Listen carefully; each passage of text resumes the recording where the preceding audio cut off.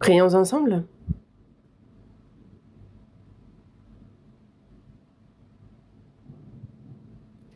Dieu notre Père, toi qui nous aimes, toi qui es miséricordieux,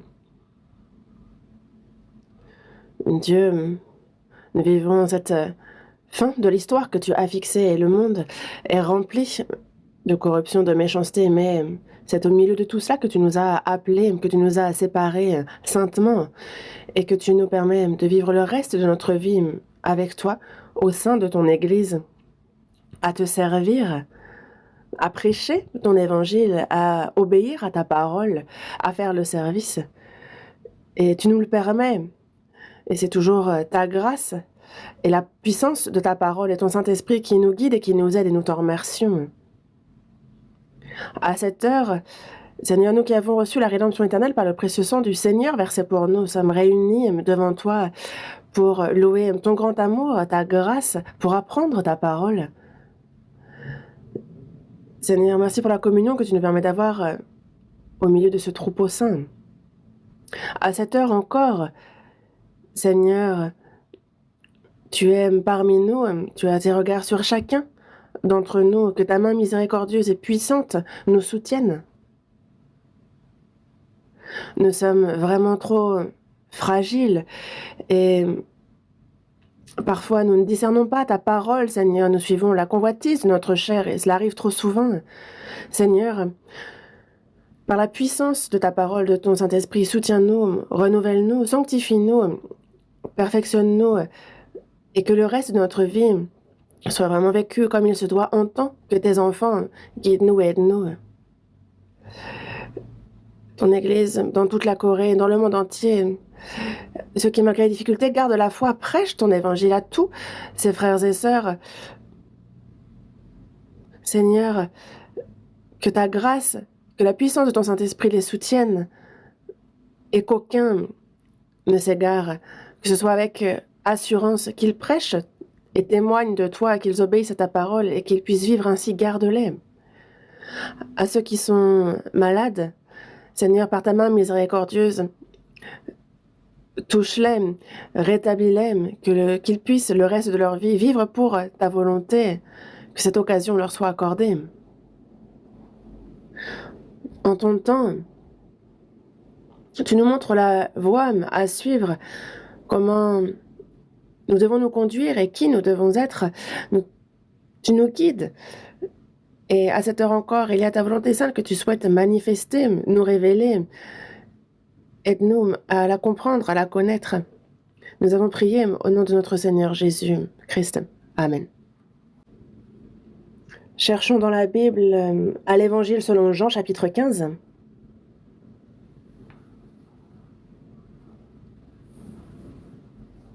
Jean, chapitre 15, verset 19. Jean, chapitre 15, verset 19. Si vous étiez du monde, le monde aimerait ce qui est à lui. Mais parce que vous n'êtes pas du monde, et que je vous ai choisi du milieu du monde, à cause de cela, le monde vous est.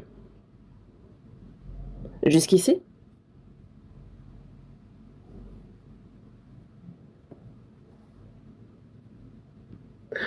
Comprendre la grâce de Dieu, recevoir le salut. Les chrétiens, donc, comment doivent-ils vivre le reste de leur vie pour que ce soit correct devant Dieu? Et ça, on continue à l'apprendre à travers la parole. Avant tout, les chrétiens qui ont reçu le salut sont ceux qui sont séparés du monde. Et je continue de vous parler de ce point. Dans le verset que nous venons de lire, mais parce que vous n'êtes pas du monde et que je vous ai choisi du monde. C'est ce qui est écrit. Les personnes sauvées ont ce corps vivant dans ce monde, mais nous ne sommes pas du monde. Concept difficile à comprendre. Parce que vous n'êtes pas du monde et que je vous ai choisi du milieu du monde. Après le déluge, Les descendants de Noé donc, descendent de l'arche et les descendants se multiplient, vont du mont Ararat vers là où était le jardin d'Éden, la Mésopotamie, actuellement Irak, là où il y a l'Euphrate, le Tigre, donc cette vaste plaine, où ils se disent: ne nous séparons pas, allons, bâtissons-nous une ville, une tour dont le sommet atteigne jusqu'aux cieux, faisons-nous un nom. Donc lorsqu'ils construisent la tour de Babel, il est écrit dans la Bible que c'était une époque où nul ne cherchait Dieu. L'humain oublie bien trop rapidement la grâce de Dieu, et plutôt que de lui obéir, il vit en suivant les choses vaines de ce monde, et il est rapide à faire cela. Pour ce qui est de quitter Dieu, c'est instantané. Quand on regarde l'histoire d'Israël, on les voit servir un temps Dieu. On a envie de dire: ah, ils vivent selon la volonté de Dieu, et tout d'un coup, ils se corrompent, ils servent les idoles, et ce sont les nations qu'ils servent, et on voit donc qu'ils se mêlent avec eux, on voit cette confusion. Et lors de la construction de la tour de Babel, il est dit que dans l'histoire, et donc nul ne cherche Dieu, tous sont pervertis, il n'y en a aucun qui fasse le bien, pas même un seul. Mais Dieu ne les a pas abandonnés ainsi. Et il a souhaité commencer une nouvelle histoire. Et c'est pour cela que là où a été construite la tour de Babel, c'est là où il y a eu donc l'idolâtrie, comme c'est écrit dans Genèse chapitre 12, c'est de là qu'il s'est choisi un homme, Abraham. Il l'a choisi, appelé, lui disant: Abraham, va-t'en de ton pays, de ta patrie et de la maison de ton père dans le pays que je te montrerai. Je ferai de toi une grande nation, je te bénirai, je rendrai ton nom grand et tu seras une source de bénédiction. C'est la parole qu'il a adressée en particulier à Abraham. À travers Abraham, c'est donc une nouvelle histoire que Dieu commence, et par les descendants d'Abraham, il y a ce peuple élu, le peuple d'Israël, qu'il s'est formé. Et à travers l'histoire de ce peuple, on le voit en particulier gouverner ce peuple. Il manifeste ainsi sa puissance.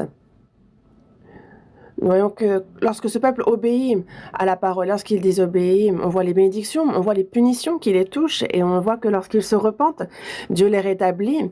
Et on voit donc Dieu qui tient absolument ses promesses. Et nous voyons donc qui est Dieu à travers l'histoire d'Israël. Et donc c'est un véritable exemple pour nous. Le peuple d'Israël, plus tard, est l'ombre de tous ceux qui sont sauvés. Évidemment que cela ne concerne que ceux qui sont obéissants, parce que ceux du peuple d'Israël qui ne sont pas obéissants du peuple d'Israël ne peuvent être l'image, l'ombre des sauvés. Mais Abraham fut choisi en particulier. Et c'est ceux qui ont reçu le salut en Jésus. Comme Jésus l'a dit: je vous ai choisi du milieu du monde. Vous n'êtes pas de ce monde. C'est le Seigneur qui nous a choisis du milieu du monde pour hériter du royaume de Dieu, pour manifester la gloire de Dieu. C'est donc en particulier qui nous a choisis. Et concernant cela, c'est quelque chose auquel il nous faut réfléchir profondément. Une personne sauvée, comme Abraham fut choisi, mis à part, et qu'à travers ses descendants, Dieu commença une nouvelle histoire. Nous aussi, nous étions éloignés de Dieu, nous vivions dans le péché. Mais c'est par la grâce de Dieu que nous avons reçu le salut. Il nous a ainsi choisis, et à travers nous, il manifeste sa puissance et il souhaite être glorifié. Et c'est pour cela que nous vivons dans ce monde, mais nous sommes séparés de ce monde. Et ça, c'est quelque chose qu'il ne faut pas oublier un seul instant. C'est pour cela que, ouvrons à l'Évangile selon Jean, chapitre 17, un moment. Jean, chapitre 17, verset 15.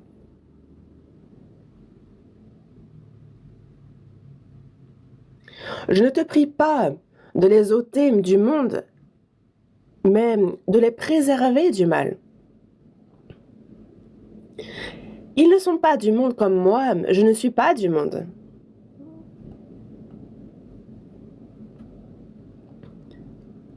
Jésus, juste la veille au soir, qui est de sa crucifixion, de sa mort sur la croix, c'est une longue prière qu'il fait au jardin de Gethsémanée.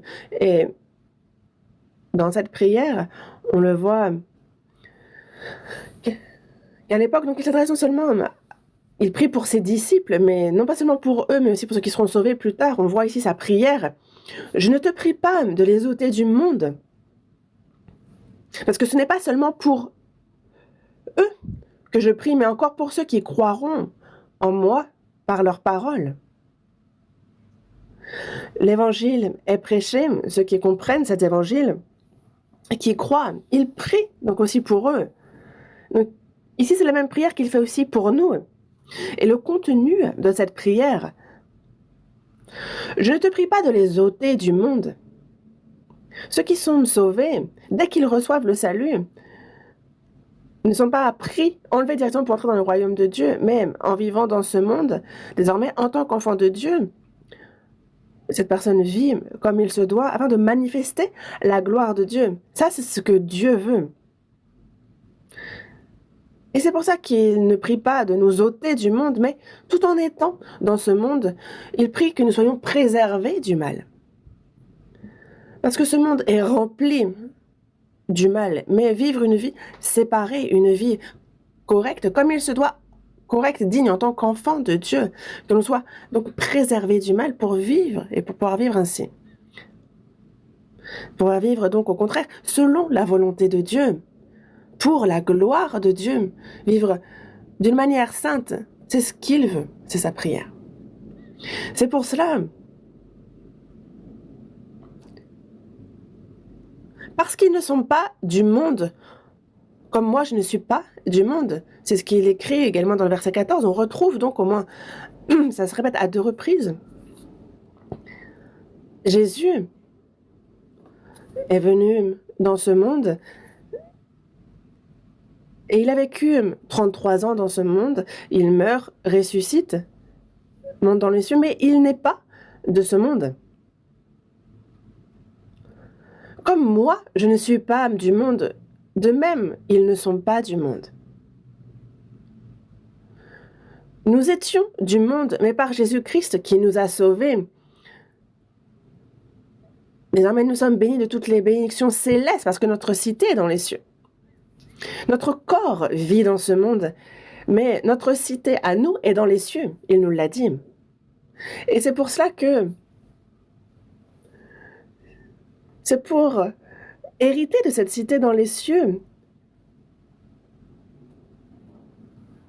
que nous avons été choisis. C'est pour la gloire de Dieu que nous avons été séparés, choisis. Et ça, nous ne devons pas l'oublier un seul instant. Dans la première épître de Jean, chapitre 5, verset 19, on a l'apôtre Jean qui dit la même chose, disant « Nous savons que nous sommes de Dieu et que le monde entier est sous la puissance du malin. » Nous sommes de Dieu, mais le monde entier, donc tous ceux qui ne sont pas sauvés, le monde entier, lui, est sous la puissance du malin, du diable, de Satan. Nous sommes de Dieu. On a donc ceux qui sont de Dieu et ceux qui sont du malin. Ceux qui ont reçu la vie de Dieu et ceux qui sont morts spirituellement. Ceux qui vont dans le royaume des cieux et ceux qui vont en enfer. Il y a une séparation distincte. Dans Luc, chapitre 16, verset 26, quand on regarde ce verset,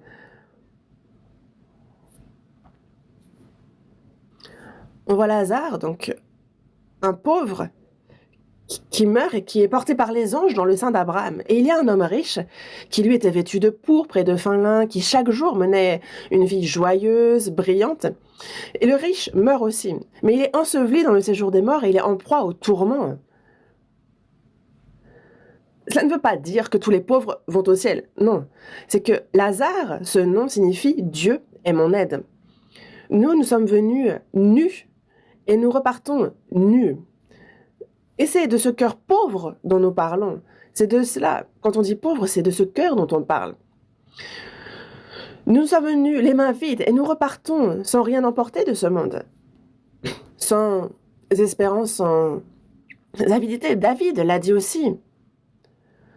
On a lu ensemble le psaume juste avant, mais il est bien dit que l'homme s'agite vainement. Il amasse, il ne sait qui recueillera. Maintenant, Seigneur, que puis-je espérer? En toi est mon espérance. Ce roi remarquable d'Israël qu'était David,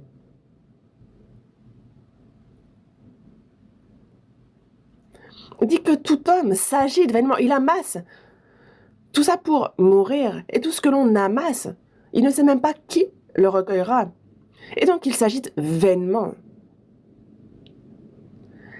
Mais maintenant, Seigneur, que puis-je espérer? David n'espérait rien de ce monde. En toi seul est mon espérance. C'est seulement dans le Seigneur qu'il s'est confié, c'est pour lui qu'il a vécu et pour lui seul, et pour enfin entrer dans ce royaume qu'il a préparé. Et c'était là son espérance, comme il nous le dit. C'est pour cela que ceux qui sont sauvés, sauf que Lazare, ce nom signifie Dieu est mon aide. Le riche n'a pas de nom, lui. Le riche, lui, n'a fait que se satisfaire de ce monde, profiter des choses de ce monde. Et c'est terminé pour lui par la mort. Il passe désormais dans le séjour des morts où il souffre éternellement. Et c'est pour cela que il s'écrie à Abraham, le riche lui dit « Aie pitié de moi, envoie Lazare pour qu'il trempe le bout de son doigt dans l'eau et me rafraîchisse la langue, car je souffre cruellement dans cette flamme. » Parce qu'il souffre trop, les tourments sont trop grands. Mais Abraham répond «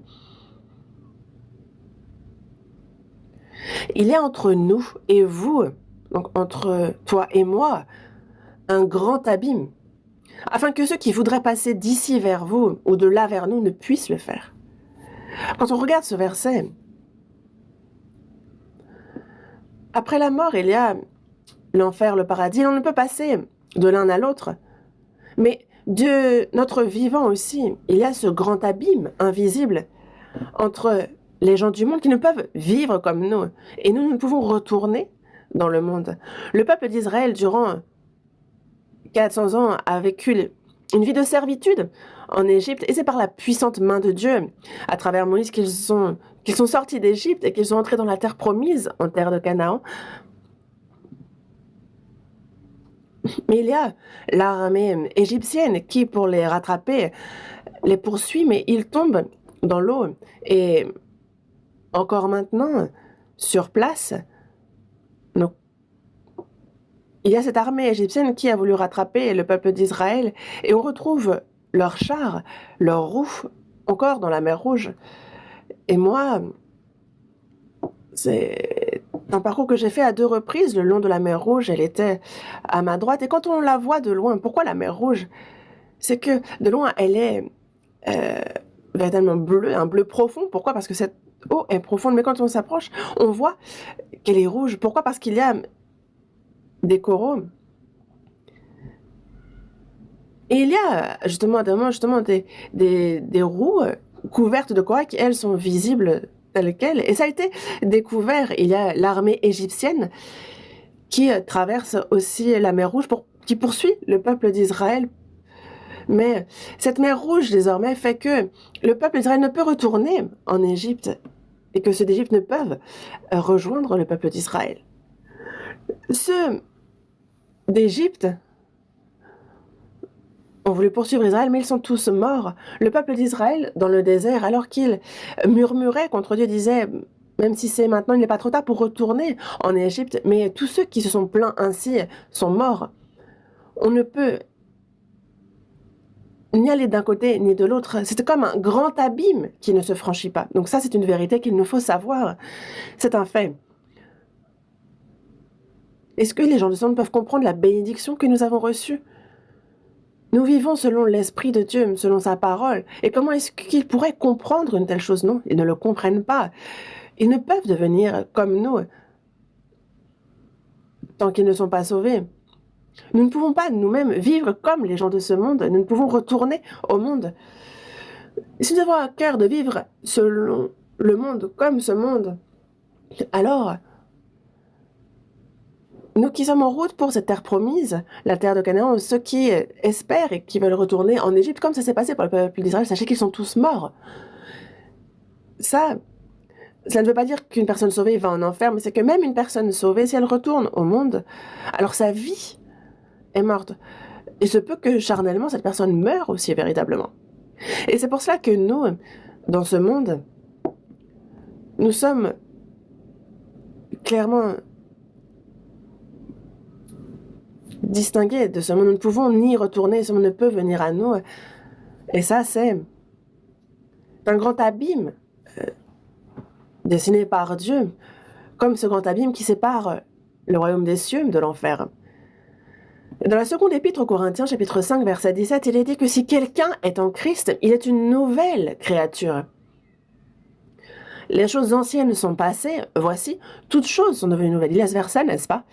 Si quelqu'un est en Christ, donc une personne sauvée est désormais en Christ. En Christ. Si quelqu'un est en Christ, il est une nouvelle créature. Créature, c'est donc le fruit de la création. Tout est créature puisque tout est création de Dieu, mais une nouvelle créature est que, avant d'être sauvés, nous sommes nés dans le péché, nous vivions sous l'emprise du malin à sa guise, mais notre corps est mort, nous avons été enterrés, mais désormais nous vivons une nouvelle vie. Une personne sauvée est désormais en Christ. La personne qui n'est pas sauvée est sans Christ. Mais si quelqu'un est en Christ, il est une nouvelle créature. Dieu a formé l'homme à son image, mais par l'iniquité, l'homme a perdu la vie donnée par Dieu, a perdu cet esprit de Dieu, a vécu dans le péché. Et dès que nous recevons le salut, il a fait de nous une nouvelle créature. Dans Éphésiens chapitre 2, verset 10, il dit que nous sommes son ouvrage, ayant été créés en Jésus-Christ pour de bonnes œuvres. Nous sommes son ouvrage, une nouvelle personne. Les choses anciennes sont passées. Voici, toutes choses sont devenues nouvelles. Nous sommes une nouvelle créature. Voici, toutes choses sont devenues nouvelles. Nous sommes devenus une nouvelle personne. Et ça, nous devons le montrer. Ça doit se voir.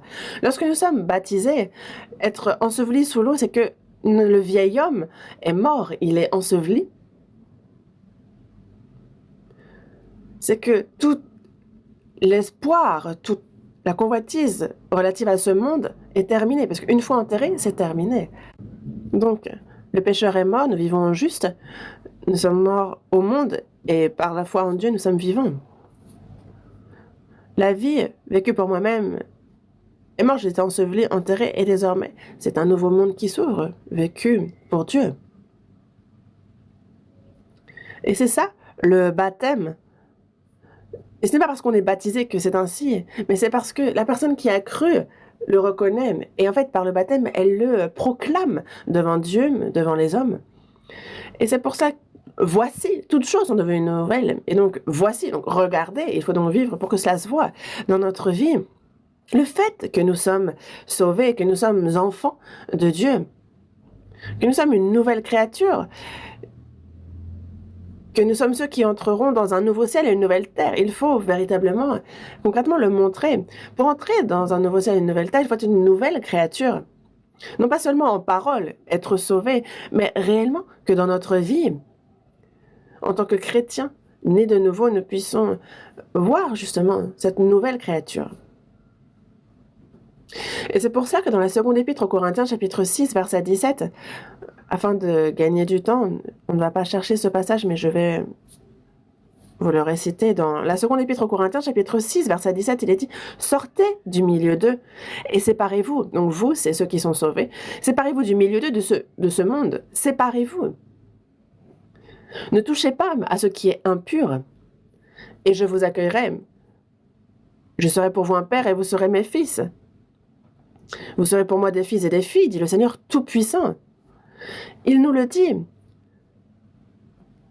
Le Seigneur nous dit, sortez du milieu d'eux, sortez du milieu des gens de ce monde.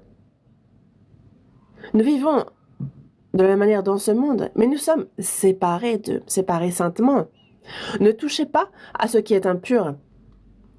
Ne vivez pas dans la vanité comme les gens de ce monde pour les choses vaines, pour les choses futiles. Ne soyez pas entachés de ces choses-là. Nous nous sommes séparés des choses de ce monde. Nous vivons à part. Les personnes sauvées, dès qu'ils ont le temps, ils se retrouvent, ils apprennent la parole, ils prient ensemble, ils communient, louent le Seigneur, prêchent l'Évangile. Et nous sommes donc à part des gens de ce monde. Nous sommes entièrement sortis du milieu d'eux, de ceux qui ne croient pas. On a pourtant des collègues qui ne croient pas. Il y a des choses à vivre dans ce monde que nous ne pouvons éviter, mais il y a vraiment cette ligne entre eux et nous. Eux ne peuvent devenir comme nous, et nous ne peuvent, et nous ne devons pas être comme eux. Sortez du milieu d'eux et séparez-vous, ne touchez pas ce qui est impur. Et ce n'est pas parce que vous allez faire ainsi que je serai pour vous un père et vous serez pour moi des fils et des filles. Ce n'est pas ce que dit ce verset. Mais une personne sauvée, la preuve qu'il est fils de Dieu, c'est bien qu'il vit séparé du monde, qu'il est sorti du milieu d'eux. Et il faut que les preuves se manifestent. Nous sommes réunis ensemble, nous prions, nous apprenons la parole, nous louons le Seigneur. Mais nous sommes donc séparés de ce monde. Mais si on se retrouve avec des gens de ce monde, si on se mêle à eux, si on vit comme eux, c'est étrange. Ça, c'est un peu comme la chauve-souris. La question se pose, est-ce que c'est une souris ou est-ce que c'est un oiseau? Des fois, on dirait une souris, mais c'est une chauve-souris. Donc, quand on la voit voler, on se dit c'est un oiseau. Mais il ne faut pas qu'on soit une chauve-souris. Les chrétiens, véritablement nés de nouveau, sont comme les aigles qui prennent leur envol. Dans Ésaïe chapitre 40, il est bien dit, « Mais ceux qui se confient en l'Éternel renouvellent leur force. » Ils prennent le vol comme les aigles. On monte comme les aigles, puissants. Et c'est pour ça que nous, notre corps vit dans ce monde, mais notre esprit, lui, c'est chaque jour qu'il se renouvelle et nous prenons notre vol chaque jour, toujours plus haut. Le mot église en hébreu, c'est ecclésia. Et ecclésia désigne ceux qui sont séparés, ce troupeau séparé, pour aller dans le royaume des cieux, pour la gloire de Dieu, pour vivre selon la parole, la volonté de Dieu. Donc ce troupeau qui a été séparé pour cela. Et c'est pour cela que ceux qui ne sont pas nés de nouveau ne peuvent être de ce troupeau. Hébreux chapitre 3 verset 1, cherchons et ouvrons à ce verset. Hébreux chapitre 3 verset 1.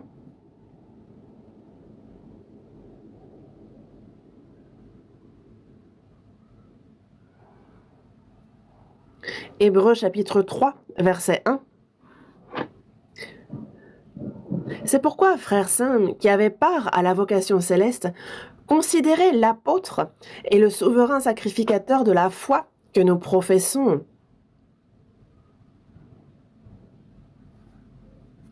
Frères saints qui avaient part à la vocation céleste.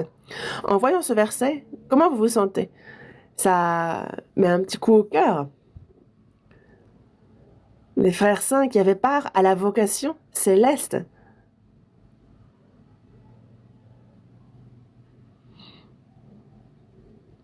On a un cantique qui nous dit que le chemin que nous suivons, il est étroit et difficile et peu le trouvent. Mais nous sommes des frères et sœurs qui avons choisi ensemble cette voie et nous sommes la nation du Dieu éternel parce que nous avons été appelés. Nous nous prenons main dans la main et nous marchons ensemble sur cette voie. Et ce cantique, on le chante avec enthousiasme, mais vraiment c'est ensemble. Nous, frères saints, qui avons part à la vocation céleste, donc on a part à la vocation céleste. Les gens de ce monde ont part à la vocation de ce monde et ils sont justement attachés à ce monde. Dans Colossiens chapitre 3, verset 1, il est dit « Si donc vous êtes ressuscités avec Christ, cherchez les choses d'en haut. Affectionnez-vous aux choses d'en haut et non à celles qui sont sur la terre. » Si nous sommes donc ressuscités avec Christ, il nous faut penser aux choses d'en haut, aux choses de Christ et non aux choses de la terre. Nous sommes d'en haut. Nous sommes des frères saints qui ont part à la vocation céleste. Des frères saints. Saints s'adresse à ceux qui sont séparés saintement, non pas ceux qui sont souillés. On parle de saints à ceux qui ne touchent pas ce qui est impur. Et dans Philippiens chapitre 3, verset 14, ce verset nous dit que « Je cours pour remporter le prix de la vocation céleste de Dieu en Jésus-Christ. » Pour remporter le prix de la vocation céleste de Dieu en Jésus-Christ. Il y a cette vocation céleste de Dieu en Jésus-Christ. Donc c'est Dieu qui appelle.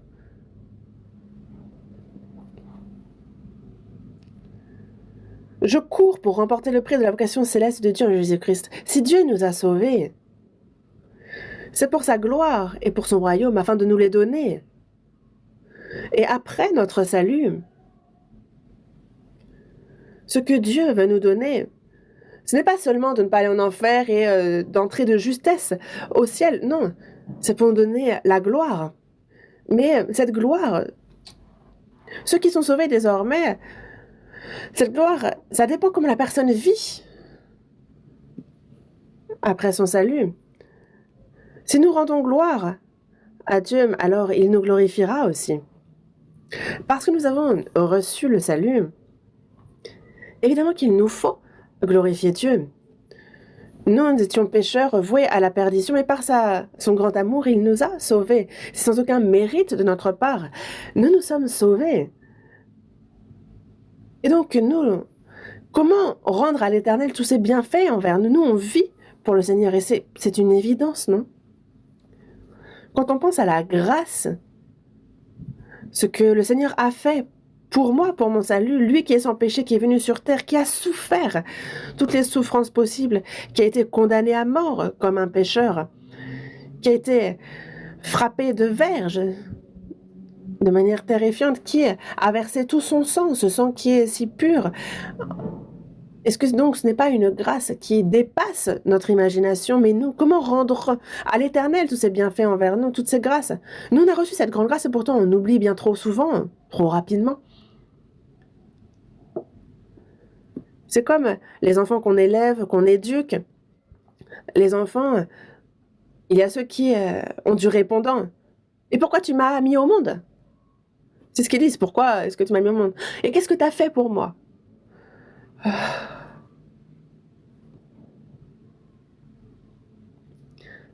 C'est l'homme. Et alors là, vraiment, les parents sont prostrés, abattus. Ils disent, mais combien je me suis donné de la peine pour élever cet enfant? Si j'avais su, j'aurais noté le prix de tes couches, le prix du lait qui t'a nourri, le prix des frais à l'hôpital. Et toutes les nuits que j'ai passées à ne pouvoir dormir, à prendre soin de toi, les frais de scolarité, je vais faire une facture. Si j'avais su, j'aurais tout noté. Qu'est-ce que j'ai fait pour toi? Je t'aurais montré tout ce que j'ai fait pour toi. Mais les parents ne calculent pas ce qu'ils font pour leurs enfants. Pourquoi? Parce qu'ils le font avec joie. Mais les enfants, pourquoi? Dès qu'il y a la moindre difficulté, je dis, ah, pourquoi tu m'as mis au monde? Et qu'est-ce que tu fais pour moi? Mais les sauvés aussi, quand ils reçoivent le salut, ils disent, ah, ils sont dans la joie. Et dès qu'il y a la moindre difficulté, ah, pourquoi est-ce que tu me fais souffrir aussi? Pourquoi cette peine? Le peuple d'Israël, lorsqu'ils sont sortis d'Égypte, ils louaient le Seigneur. Lorsqu'ils ont vu l'armée égyptienne mourir dans la mer Rouge, ils sautaient de joie, ils louaient la gloire de Dieu. Mais ils ont souffert un peu dans le désert. Et là, ils s'en sont pris à Moïse disant, mais est-ce que c'est pour nous faire mourir qu'il nous a fait sortir? Il n'y a ni à boire ni à manger, pourquoi nous mener jusqu'ici? Rentrons, ce n'est pas trop tard. Souhaitant faire mourir Moïse, disant, on va retourner en Égypte. L'homme, en fait, ça c'est notre instinct, c'est nos réflexes. Et nous aussi, même nous qui sommes sauvés, on peut avoir un tel cœur. Il faut donc être très prudent. Le peuple d'Israël ont été sauvés de l'Égypte. Et cela ne prend que quelques jours pour entrer directement en terre de Canaan. Mais pourquoi durant 40 ans ont-ils été entraînés dans le désert? Et pourquoi ce détour? C'est qu'ils n'étaient pas encore dignes d'entrer en terre de Canaan. Dieu nous a sauvés et durant notre vie sur cette terre, Dieu nous exerce et il nous entraîne pour que l'on participe et que l'on soit digne de cette gloire qu'il nous réserve au ciel. C'est ce qu'il fait de nous. Il nous entraîne, il nous fait souffrir. C'est pour cela. Mais ne pas pouvoir tenir, ne pas supporter les légères afflictions et se plaindre à Dieu. Et dès que l'occasion se donne, on tourne notre regard vers le monde, on l'envie. Mais qu'est-ce que vous enviez à ce monde? Moi, honnêtement, je n'ai pas du tout à cœur de continuer à vivre dans ce monde. J'aimerais aller au plus vite auprès du Seigneur. Mon souhait ardent, c'est comme l'apôtre Paul, de mourir et d'aller au plus vite auprès du Seigneur. Mais de vivre, c'est pour vous. Après que l'on vive ou que l'on meure, en fait, on remet ça à la volonté de Dieu. Mais pourquoi tant de convoitises vis-à-vis de ce monde? Qu'est-ce qu'il y a de si bien dans le monde? Qu'est-ce qui vous paraît si bien dans ce monde pour avoir un tel cœur?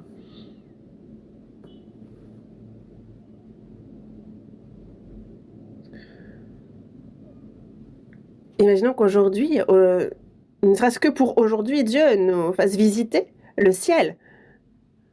Un petit séjour de 2 jours et 1 nuit, et que l'on revient alors. S'il nous disait, est-ce que tu veux retourner un peu vivre dans le monde, ou est-ce que tu veux rester ici? Qu'est-ce que vous répondriez? Est-ce que vous pensez que vous répondrez, ah, j'aimerais retourner dans le monde? Oh, ce serait terrifiant, rien que d'y penser. Après, je m'excuse, mais dans le temps, en fait, dans les toilettes, il y avait beaucoup de verres tout autour de la lunette. Il y a un verre qui dit à sa maman verre, maman, pourquoi est-ce que nous vivons en mangeant du caca? Et la mère verre répond, parle pas de caca pendant le repas.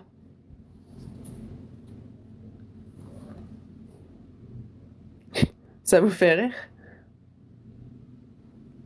Une fois, quand j'étais seule à évangéliser, ça remonte, c'était à Kunsan, il me semble. En fait, il y a une colline, un frère qui vit donc un peu en hauteur. Et à l'aube, en fait, je me réveille à cause du brouhaha et je regarde qu'il y a justement un marché. En fait, on est proche de la mer et donc ils vendaient des poissons et j'étais en train de frapper sur les cloches en disant achetez mon tofu et de, ah mon poisson est frais, c'est très bien. En fait, je me réveille à cause de ce brouhaha et tout d'un coup, j'ai l'impression que ce sont des vers qui frémissent un peu partout et je me dis ah, pour manger, pour vivre, on les voit faire frémir comme ça. Est-ce que c'est pas l'image un peu de ce monde? Et ça vous paraît si bien que ça?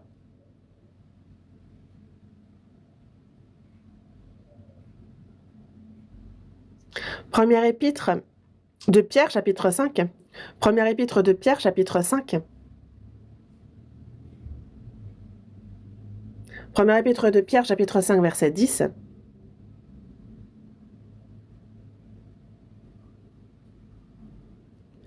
Le Dieu de toute grâce, qui vous a appelé en Jésus-Christ à sa gloire éternelle, après que vous aurez souffert un peu de temps, vous perfectionnera lui-même, vous affermira, vous fortifiera, vous rendra inébranlable. Le Dieu de toute grâce qui vous a appelé en Jésus-Christ à sa gloire éternelle. Appelé ici, c'est sauver. Sauver de ce monde, du péché, mais il nous a appelés et sauvés. Donc il vous a appelé en Jésus-Christ à sa gloire éternelle. Le but pour lequel il nous a sauvés, c'est de nous donner son royaume, ce royaume éternel, pour vivre avec lui éternellement dans ce royaume, pour entrer dans sa gloire éternelle. Et c'est pour cela que dans la seconde épître aux Corinthiens, chapitre 4, verset 17, on nous parle des légères afflictions du moment présent qui produisent pour nous, au-delà de toute mesure, une gloire. Nous, en fait, il y a ces afflictions dans ce monde durant notre vie sur terre. Ce n'est pas parce qu'on est sauvé qu'il n'y a plus de souffrance. Vous voyez combien Jésus a souffert. Vous voyez l'apôtre Paul, dès qu'il est sauvé, il est fait apôtre de Jésus. Il écrit 14 des livres de l'Ancien Testament. Et à travers lui, c'est la puissance du Seigneur qui se manifeste. Il va à la fin à Rome pour prêcher l'Évangile. C'est Dieu qui le conduit là-bas. À travers la vie de l'apôtre Paul, il était justement dans le travail, dans la peine, exposé à de nombreuses veilles, à la faim, à la soif, à des jeûnes multipliés, au froid, à la nudité. Il a été emprisonné, souvent en danger de mort. 5 fois, il a reçu des Juifs 40 coups moins 1. Il se relève, il est battu de verge, il se relève, lapidé, il se relève et il retourne évangéliser.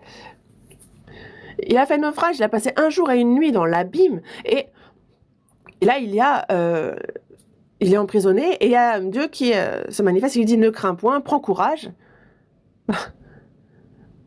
Il prêche l'évangile, mais il est frappé, il est nu, il est emprisonné. On lui met les fers. Là où, justement, c'est plein de pourriture, il y a les souris. Et moi, je me suis rendue, justement, dans la cellule, dans cette prison où était l'apôtre Paul. Et c'est profond, donc ils étaient frappés, ils avaient les fers. Et là, il y a le Seigneur qui se manifeste et qui dit Paul, prends courage, ne crains point.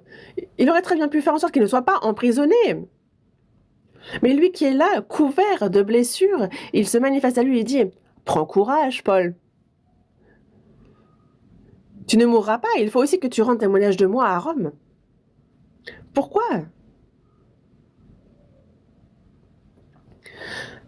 Il y avait dans la chair, dans le corps de Paul, une écharde. Dans la seconde épître aux Corinthiens, chapitre 12, il dit avoir été ravi au 3e ciel, donc il est allé dans le royaume des cieux. Il a vu et entendu des paroles ineffables qui n'est pas permis à un homme d'exprimer.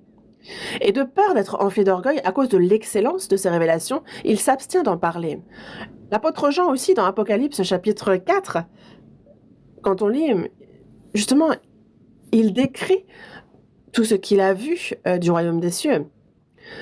Et parce que justement il y a l'excellence de ces révélations, la grâce qu'il a reçue est si grande qu'il a peur d'être enflé d'orgueil. C'est pour ça qu'il y a une écharde. Qu'est-ce que c'est que cette écharde? Une écharde, c'est quoi? C'est douloureux, mais ça ne va pas nous faire mourir. Mais ça pique. Et c'est 3 fois qu'il a prié le Seigneur d'éloigner, d'ôter cette écharde. Mais le Seigneur lui dit, non, cette écharde est bien pour toi, ma grâce te suffit. Car ma puissance s'accomplit dans la faiblesse. Alors l'apôtre Paul dit, cette grâce que j'ai reçue est si grande, de peur que j'en enfle d'orgueil, alors il m'a mis cette écharde. C'est pour ça que je me glorifierai donc bien plus volontiers de mes faiblesses, afin que la puissance de Christ repose sur moi. Je me plais dans les faiblesses, dans les outrages, dans les calamités, dans les persécutions, dans les détresses pour Christ. Car quand je suis faible, c'est alors que je suis fort. Est-ce qu'il nous fait souffrir ainsi parce qu'il nous hait? Non. Est-ce qu'il nous met dans les difficultés parce que il nous punit? Non. L'apôtre Paul a bien dit, soyez mes imitateurs comme je le suis moi-même de Christ. Il est pour nous un modèle. Il est le modèle de tout chrétien. Mais pourquoi est-ce que nous ne souffrions pas? Nous ne souffrions pas alors que lui-même a souffert. Il nous donne à mesure que nous pouvons le supporter. Parfois, il nous fait riches, parfois il nous fait pauvres, parfois il nous fait souffrir, parfois nous sommes bien reçus, parfois nous sommes persécutés. Mais là, le Seigneur regarde, il regarde comment nous vivons au milieu de tout ça. Est-ce que nous allons nous confier dans le Seigneur même dans la pauvreté? Est-ce que même si nous n'avons rien, nous allons nous satisfaire, nous contenter de Dieu? Est-ce que dans les difficultés, nous allons garder la foi et nous appuyer sur lui? Et c'est pour ça que, après que vous aurez souffert un peu de temps, vous perfectionnera lui-même. Lui qui est le Dieu de toute grâce, il nous affermira, nous fortifiera. Et le Seigneur lui-même a appris l'obéissance parfaite à travers les souffrances qu'il a connues. Et il nous le montre. C'est donc un exemple pour nous. Quand vous aurez souffert un peu de temps, lui qui est le Sauveur nous a montré l'exemple. Mais il vous perfectionnera lui-même. Perfectionner, c'est quoi? Dans Matthieu chapitre 5, verset 48, il nous est dit « Soyez donc parfaits comme votre Père céleste est parfait ». Donc c'est ce processus qui vise à ressembler à Dieu toujours plus petit à petit, et ça dans les afflictions. L'or est une bonne chose, mais il n'y a pas d'or pur dès le départ. En fait, justement, il y a cette fournaise où on fait entrer l'or. Et en fait, parce que l'or, il y a toutes ces scories qui sont attachées, et donc on le jette dans le feu. Il faut que l'or soit jeté dans le feu pour que les scories s'en détachent. Et alors, petit à petit, ne reste que l'or pur. Dans Job, chapitre 23, verset 10, il est dit « Il sait néanmoins quelle voie j'ai suivie, et s'il m'éprouvait, je sortirais pur comme l'or. » S'il m'éprouvait, je sortirais pur comme l'or. C'est comme lorsque l'on fait une épée aiguisée. On met le fer dans le feu. On ressort, et avec le marteau, on frappe. On le met dans l'eau, on retourne, et on met le fer dans le feu. Et à force de répéter ces étapes, alors, ne reste que le fer le plus dur, le plus aiguisé.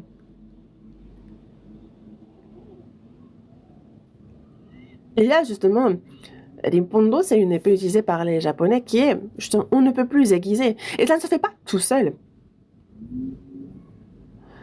On ôte toutes les mauvaises choses et il ne reste que le fer hyper résistant. Et alors, ce couteau, en fait, on peut même mettre dessus un cheveu, que le cheveu serait, si on le pose dessus, le cheveu est fendu. Et donc, pour ce couteau aussi aiguisé, on le frappe à plusieurs reprises, on le met dans le feu, on le met dans l'eau froide. Et de même, nous, Dieu nous éprouve. Il faut le savoir qu'il nous éprouve pour que l'on soit pur comme l'or. Est-ce qu'il y a une personne qui serait utilisée sans avoir été éprouvée par Dieu? Vous voyez combien Moïse a été éprouvé, sans parler de Joseph. Et l'apôtre Paul, alors? Le Seigneur, justement. S'il m'éprouvait, je sortirais pur comme l'or.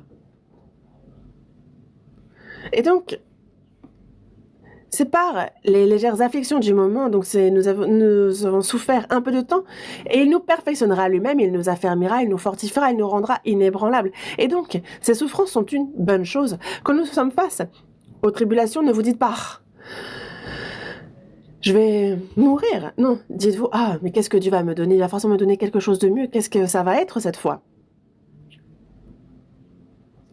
L'hiver, il y a les bourrasques glacées, il y a les tempêtes de neige, les rafales. Mais il y a ce pain qui, lui, va traverser cela et ensuite sortira l'épine, ça va germer. Une fois l'hiver glacial passé, alors le pain porte les épines, on voit les germes. Et ensuite,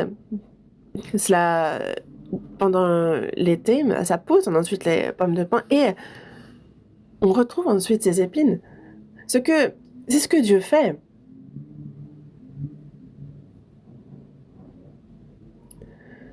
Dieu nous éprouve pour que petit à petit,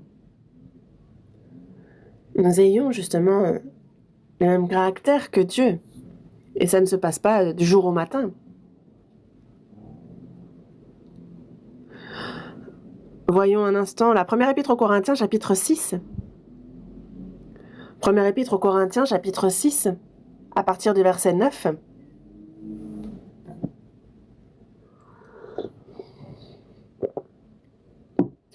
Première épître aux Corinthiens, chapitre 6, à partir du verset 9. 1 Corinthiens chapitre 6, verset 9. Ne savez-vous pas que les injustes n'hériteront point le royaume de Dieu? Ne vous y trompez pas. Ni les impudiques, ni les idolâtres, ni les adultères, ni les efféminés, ni les infâmes, ni les voleurs, ni les cupides, ni les ivrognes, ni les outrageux, ni les ravisseurs n'hériteront le royaume de Dieu.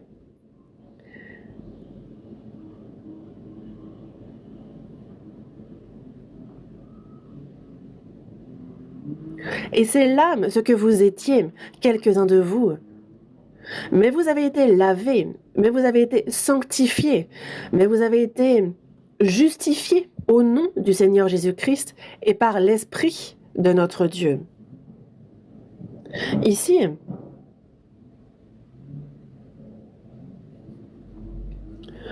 ne savez-vous pas que les injustes n'hériteront pas le royaume de Dieu? Les injustes, les méchants, ne peuvent entrer dans le royaume de Dieu. Ne vous y trompez pas. Pourquoi? Parce qu'on a reçu la rédemption éternelle. Je peux pécher comme je veux. De toute façon, je ne vais pas en enfer. Une personne sauvée va au ciel. Mais se dire qu'elle peut pécher comme elle veut, avoir un tel cœur, c'est qu'il faut que cette personne s'examine alors, voir si elle est vraiment sauvée. Ni les efféminés,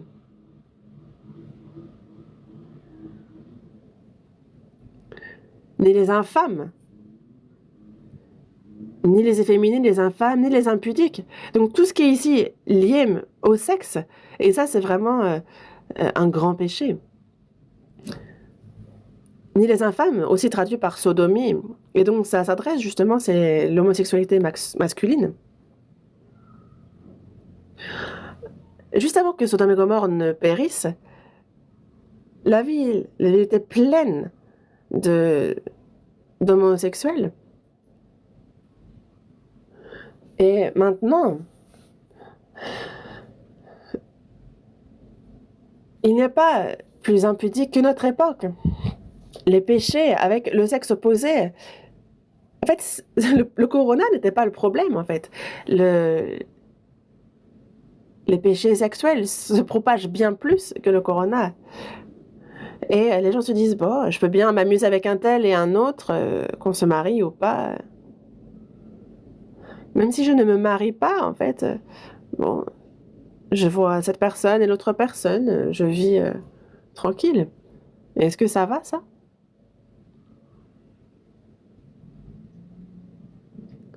Les hommes avec les hommes, les femmes avec les femmes. Ça, là, on est au summum. Là, on a atteint. Et Dieu mettra le feu à tout ça.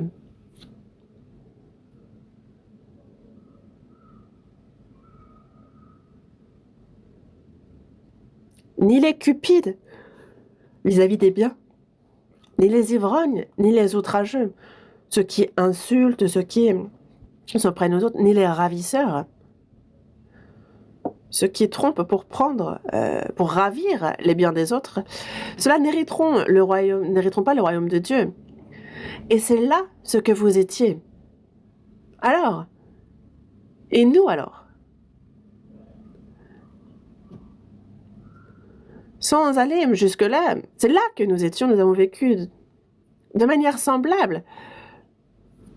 Que ce soit en action, que ce soit dans notre cœur, nous avons vécu dans le péché. L'apôtre Paul aussi a dit, je suis le persécuteur, le blasphémateur.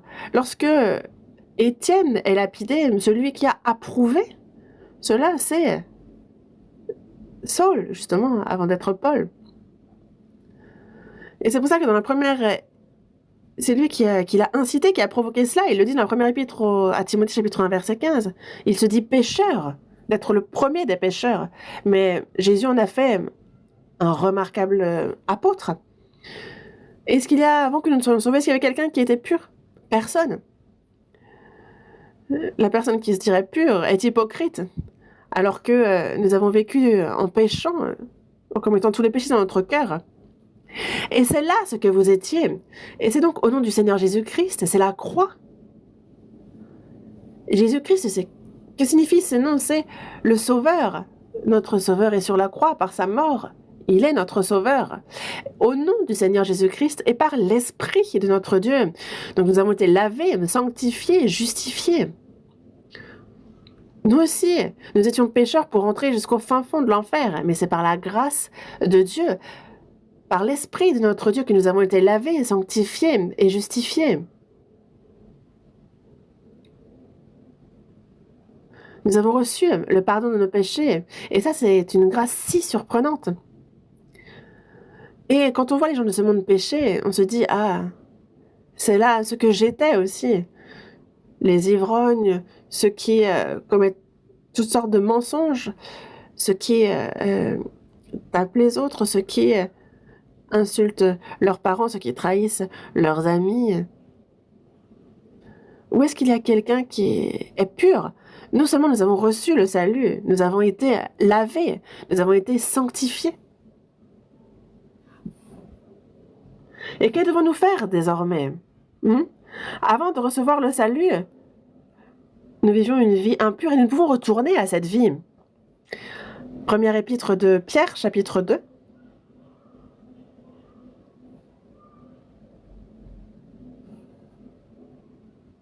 Première épître de Pierre, chapitre 2.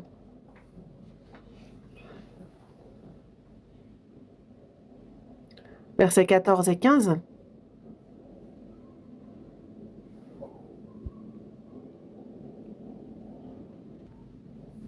Comme des enfants obéissants, ne vous conformez pas aux convoitises que vous aviez autrefois quand vous étiez dans l'ignorance. Mais puisque celui qui vous a appelé est saint, vous aussi soyez saints dans toute votre conduite selon qu'il est écrit. Comme des enfants obéissants. Donc une personne sauvée est désormais un enfant obéissant. Un enfant est un enfant. Mais il y a aussi des enfants désobéissants. Dieu ne veut que des enfants obéissants. Qu'est-ce qu'un enfant désobéissant?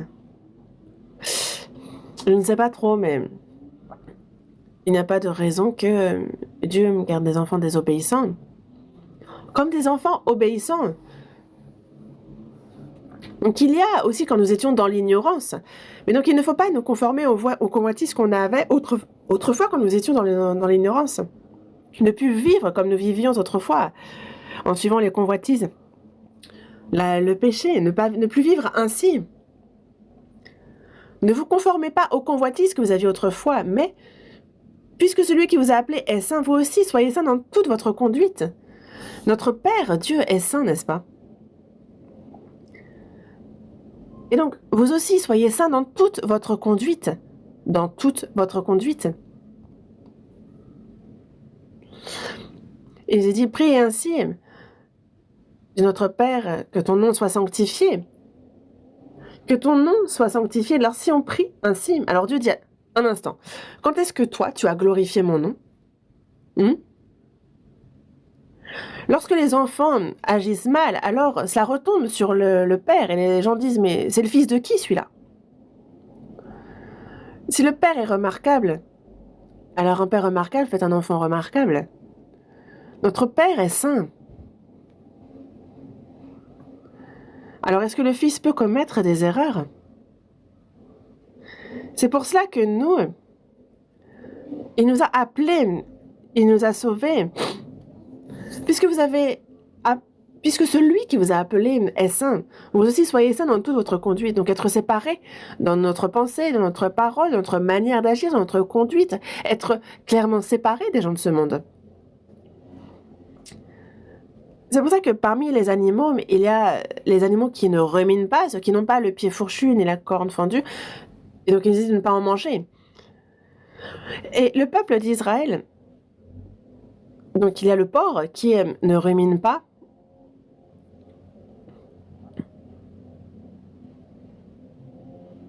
Il a le pied fourchu, la corne fendue, mais il ne rumine pas. Il a bien les pieds fourchus, n'est-ce pas?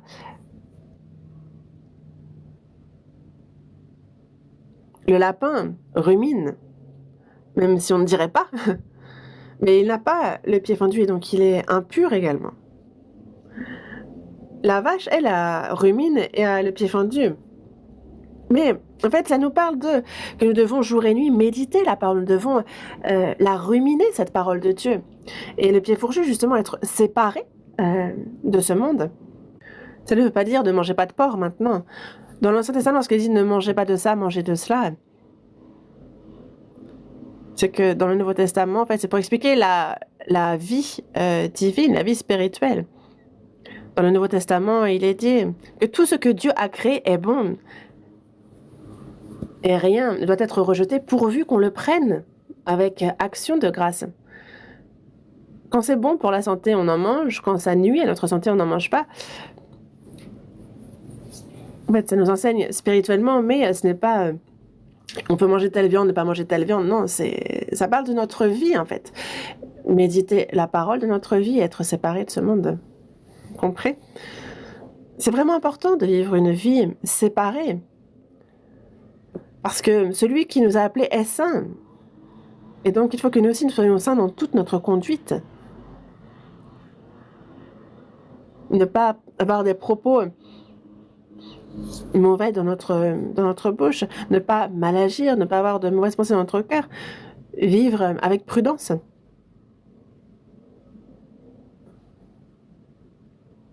Première épître de Pierre, chapitre 2, verset 11. Première épître de Pierre, chapitre 2, verset 11. Première épître de Pierre, chapitre 2, verset 11. Lisons ensemble.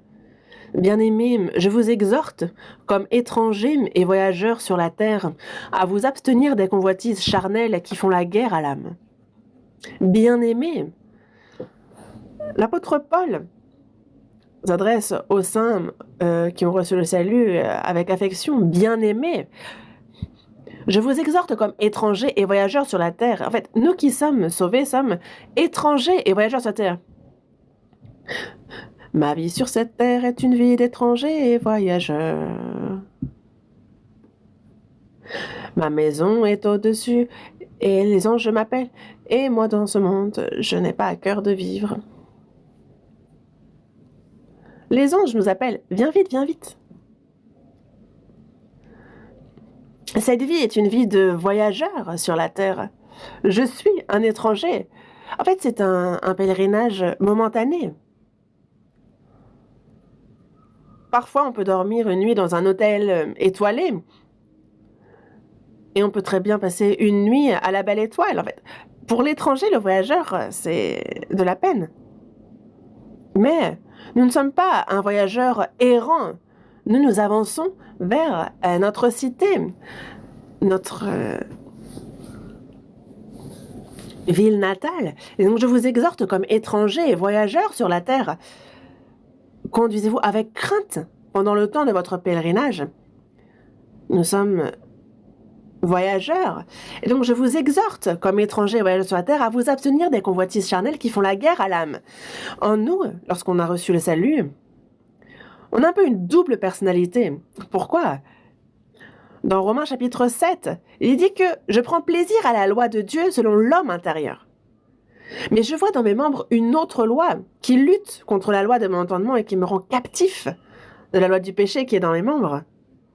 Donc il y a cette lutte. Dans Galates chapitre 5 aussi, on nous dit de marcher selon l'esprit. Et alors on n'accomplira pas les désirs de la chair, parce que la chair a des désirs contraires à ceux de l'esprit, et l'esprit n'a de contraire à ceux de la chair. Ils sont opposés entre eux. Mais on a le Saint-Esprit en nous qui veut obéir à la parole de Dieu. On a ce cœur. Et on a ce vieil homme en nous, encore qui n'a pas encore changé, qui veut vivre comme bon lui semble, selon la chair, qui n'aime pas souffrir, qui plutôt que les bénédictions de Dieu recherche le divertissement, les plaisirs de ce monde. Et donc, ils sont opposés entre eux. Il y a lutte. Donc, il y a les convoitises charnelles qui font la guerre à l'âme. Ces convoitises charnelles font la guerre à l'âme. Font la guerre. En anglais, c'est against. C'est vraiment, en fait, c'est contre. C'est opposé. Comment faire alors? Et on a une souris et un oiseau. Et on les attache l'un à l'autre. L'oiseau va vouloir s'envoler, mais la souris va vouloir rentrer dans son trou. Qui va gagner? Le plus fort?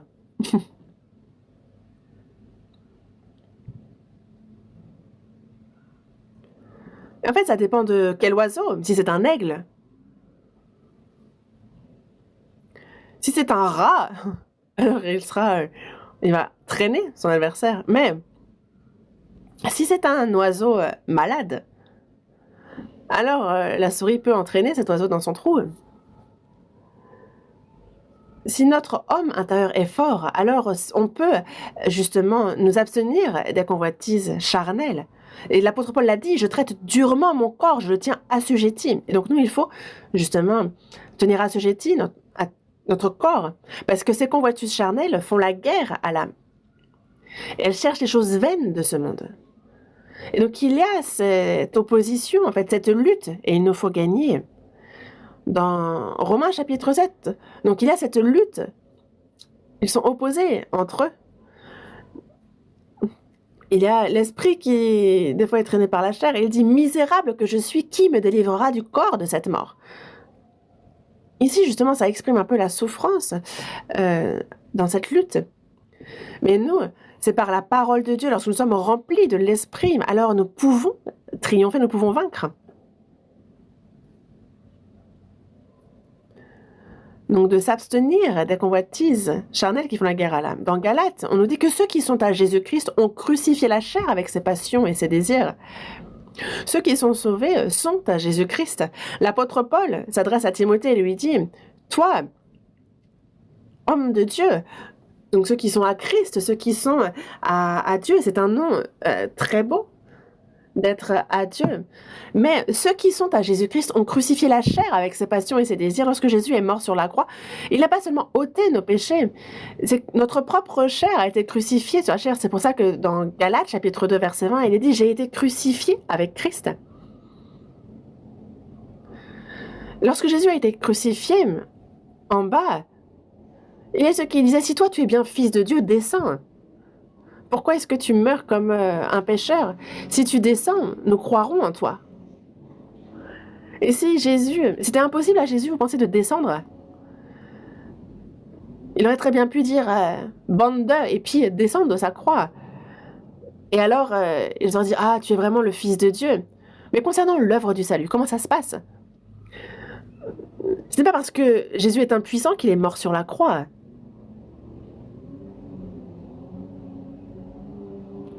L'apôtre Paul a tant souffert. Mais à travers ses souffrances, c'est l'œuvre de Dieu qui s'est accomplie.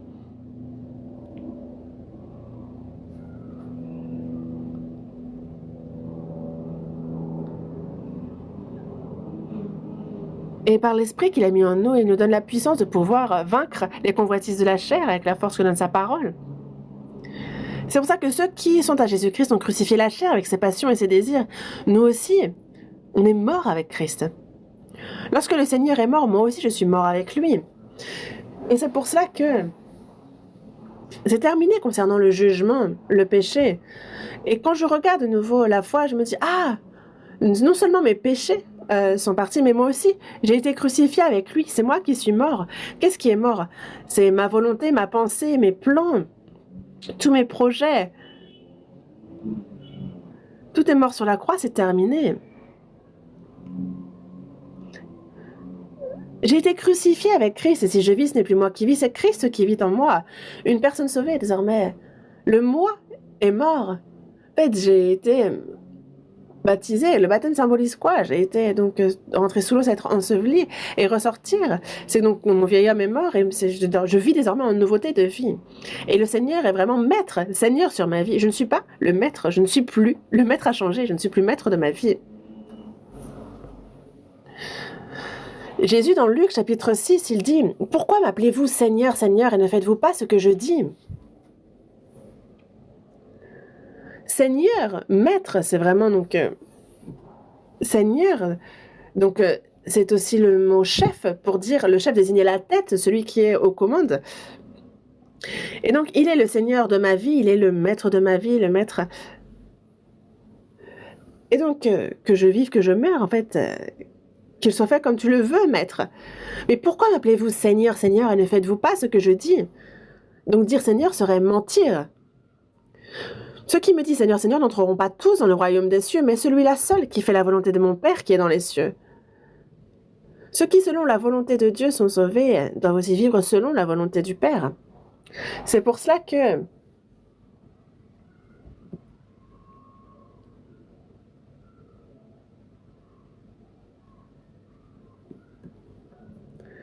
pour une vie séparée de ce monde, pour une vie pure, il nous faut croire en ce que le Seigneur est en moi. Dans Jean chapitre 14, verset 20, Jésus nous dit bien, en ce jour-là, vous connaîtrez que je suis en mon Père, que vous êtes en moi et que je suis en vous. Ce jour-là, le jour de notre salut. Il a lavé mes péchés, il m'a sauvé, il m'a fait naître de nouveau, je suis devenu enfant de Dieu. Et ensuite, qu'est-ce qu'on sait aussi?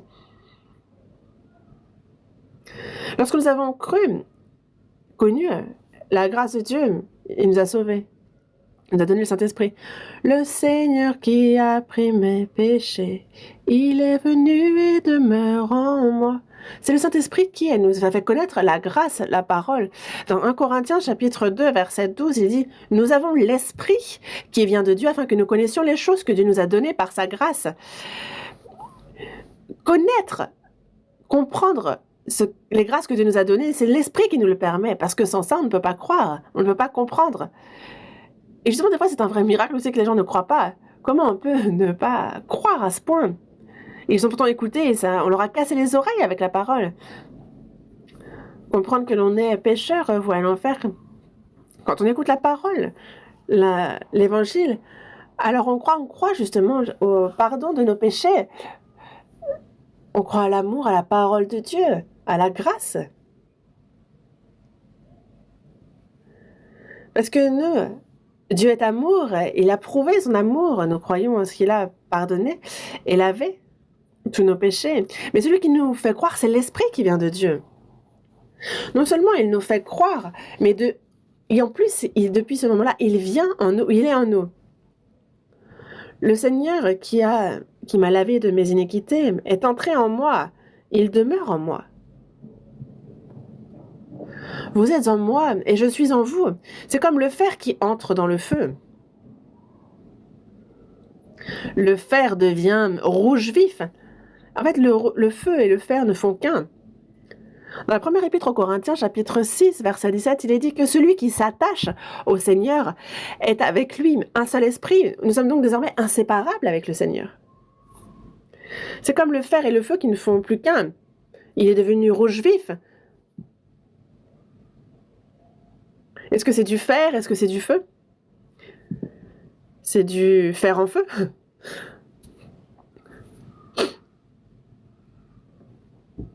En fait, le fer et le feu ne font plus qu'un. Moi et le Seigneur, nous sommes un. Vous êtes en moi et que je suis en vous.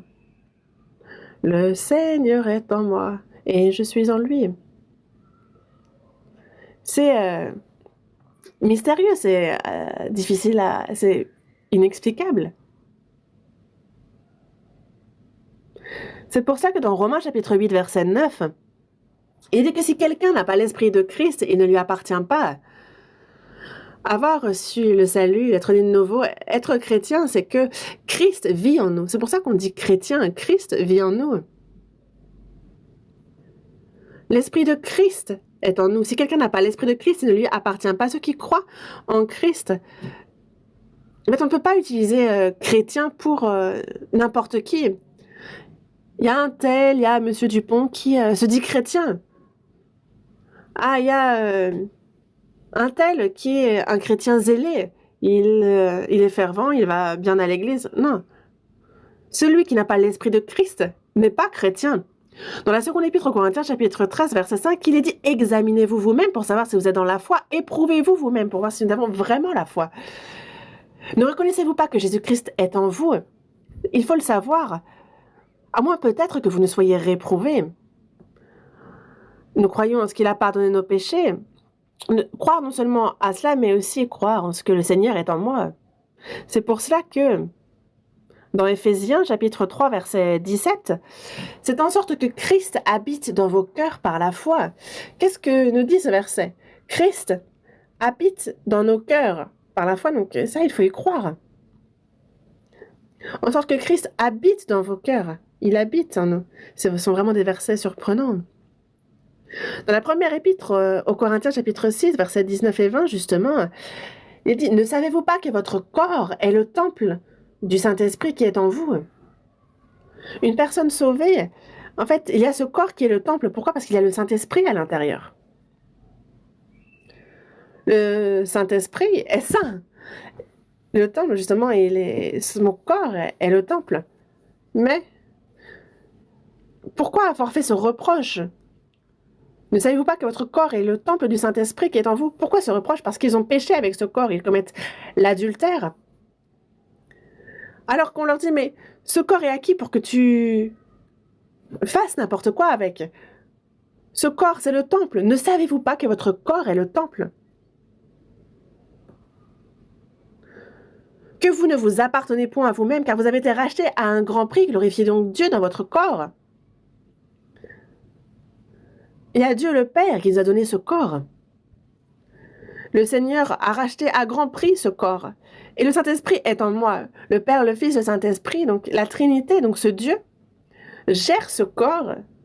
C'est remarquable, hein? Donc ne faites pas n'importe quoi avec ce corps. On a reçu ce corps de Dieu. Certains pensent que ça vient des parents. Certes, les parents nous ont mis au monde, mais dès qu'on reçoit le salut, on se rend compte que le Seigneur a aussi fait mon corps, mon âme. Et il a racheté, donc, à un grand prix, ce corps aussi, au prix de son sang, et le Saint-Esprit est en nous. Donc on a le Père, le Fils, le Saint-Esprit qui gère ce corps. Donc ne faites vraiment pas n'importe quoi avec ce corps, il est saint, c'est le temple. Mais glorifiez donc Dieu dans votre corps et dans votre esprit. Donc ce corps est là pour rendre gloire à Dieu, et uniquement pour cela. C'est pour ça que dans la première épître de Pierre, chapitre 3, verset 15, il est dit « Sanctifiez dans vos cœurs Christ, le Seigneur. » Sanctifiez dans vos cœurs Christ, le Seigneur, le Maître.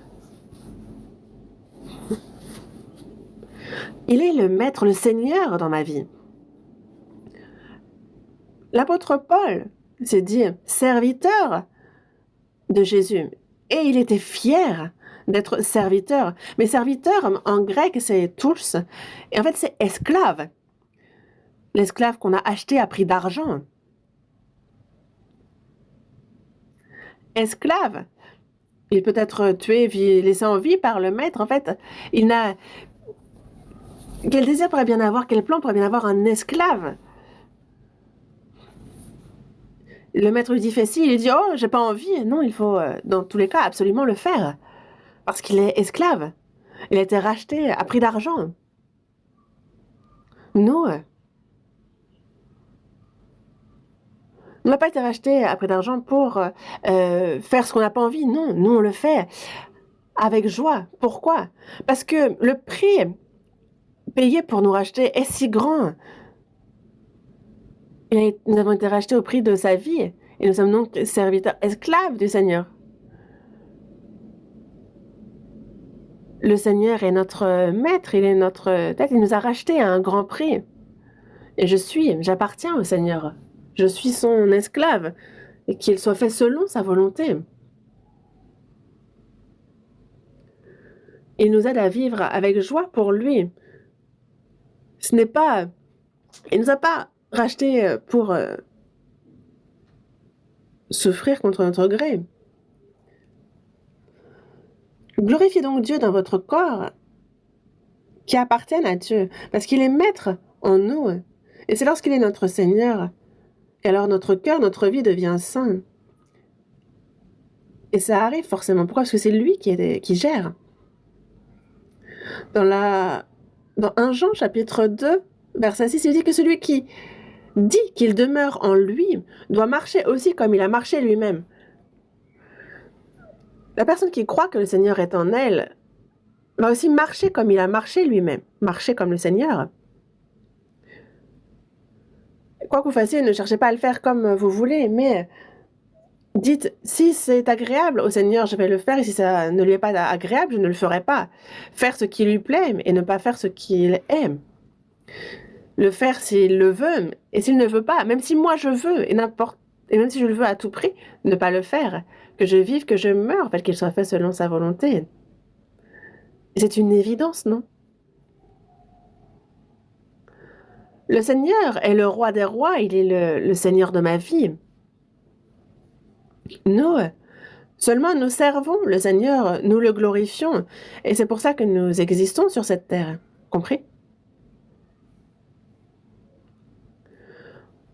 Aujourd'hui, j'ai été décidée à finir pile à 30. Je reprendrai ce qu'il me reste encore à vous dire la fois prochaine. Dans tous les cas, nous pouvons vivre une vie sainte et être séparés de ce monde lorsque justement le Seigneur est maître de notre vie. Et nous allons vivre ainsi et dans peu de temps, le Seigneur va revenir et nous pourrons nous tenir devant lui sans être honteux. Prions.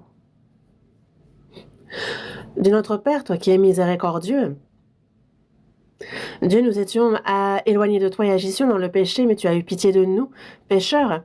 Tu nous as aimés.